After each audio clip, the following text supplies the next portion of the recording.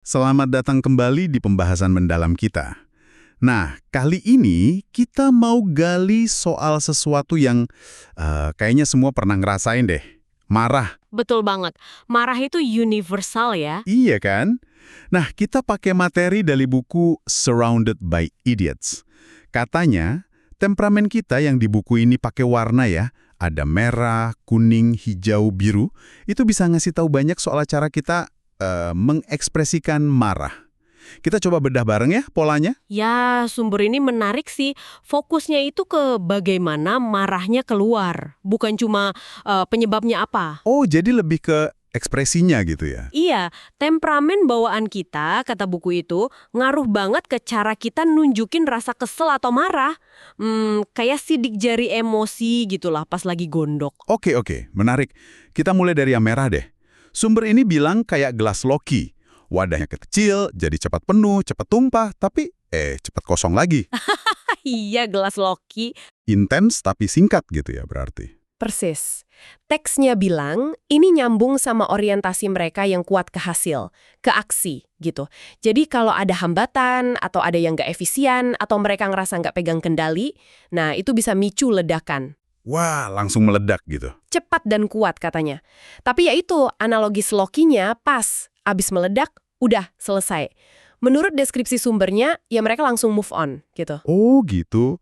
Mungkin buat orang lain kaget ya, tapi buat si merah, yaudah lepasin tekanan aja. Iya, cara efisien buat mereka, gitu kayaknya. Menarik. Nah, kalau dibandingin sama yang kuning gimana? Katanya kayak gelas minum biasa. Iya, gelas biasa. Lebih gede dikit dari sloki. Berarti butuh waktu lebih lama ya buat penuh. Tapi pas tumpah, katanya bisa lebih berantakan. Maksudnya apa ya berantakan? Nah, kalau si kuning ini, teksnya jelasin kalau mereka cenderung lebih ekspresif. Secara sosial, emosional gitu. Jadi pas marah, ya kelihatan banget. Oh, jadi dramatis gitu mungkin ya? Bisa jadi, penumpukannya juga lebih kelihatan sebelum akhirnya meledak gitu.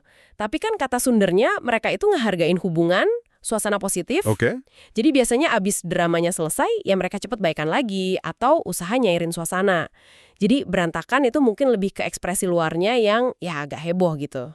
Wah, kontras banget ya sama yang berikutnya nih, si hijau.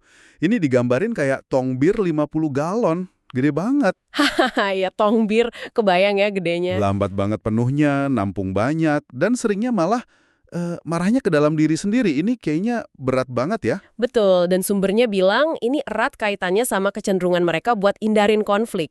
Oh iya, tipe yang nggak suka ribut ya? Nah, itu dia. Di luar mungkin kelihatan tenang, setuju-setuju aja, tapi di dalam, bisa nyimpen rasa nggak adil atau kecewa bertahun-tahun loh. Serius? Bertahun-tahun? Ya, deskripsi di teksnya gitu. Makanya pas tong itu akhirnya penuh, wah ledakannya bisa dahsyat banget. Seringnya ngungkit masalah lama yang orang lain udah lupa. Ya ampun. Malah ada peringatan soal risiko burnout juga, ya karena nahan terus emosinya itu. Kebayang sih.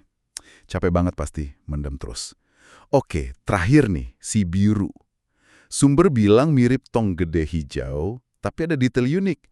Ada keran kecil yang bocor di bawahnya. Nah, ini dia, keran bocor. Itu maksudnya gimana ya keran bocor? Keran bocor itu, kalau diinterpretasi dari teksnya ya, itu simbol pelepasan tekanan.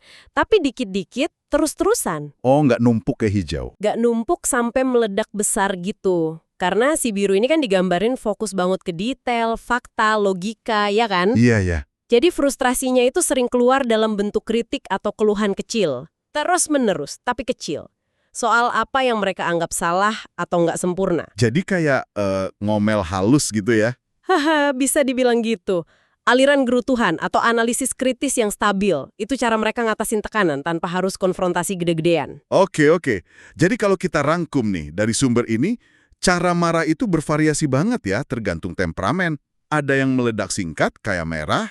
Betul. Ada yang ekspresif dramatis, si kuning. Terus ada yang mendem lama banget tapi bisa meluap dahsyat, itu si hijau. Dan terakhir, yang ngeluarinnya dikit-dikit lewat kritik, si biru. Semuanya cara beda buat ngelepasin tekanan ya ternyata. Iya, dan kalau kita paham pola-pola ini, seperti yang digarisin di teksnya, ini bisa bantu banget loh dalam interaksi kita sehari-hari. Bantu gimana tuh? Ya tujuannya bukan buat ngasih label ke orang ya, atau ngejudge, tapi lebih biar kita peka aja sama dinamika yang beda-beda. Kalau kita atau orang lain lagi marah, kita bisa lebih ngenalin polanya. Oh, ini kayaknya lagi mode merah nih, atau hijau. Jadi bisa bantu kita merespon lebih pas gitu ya. Nah, betul. Lebih ngerti lah kenapa reaksinya gitu. Semua berdasarkan deskripsi di sumber Anda itu. Oke, masuk akal. Nah, sebagai penutup nih, ada satu pemikiran buat Anda renungkan di rumah. Apa tuh? Sumber ini kan ngasih 4 archetype pecara marah ya. Coba deh perhatiin orang di sekitar Anda. Atau malah diri Anda sendiri. Introspeksi ya. Iya. Seberapa sering sih Anda lihat pola-pola ini? Ledakan cepat, drama emosi, pendaman lama, atau kritik halus terus-menerus muncul dalam reaksi nyata. Jangan-jangan, ada benernya juga model warna ini. Sesuatu buat dipikirin lebih lanjut.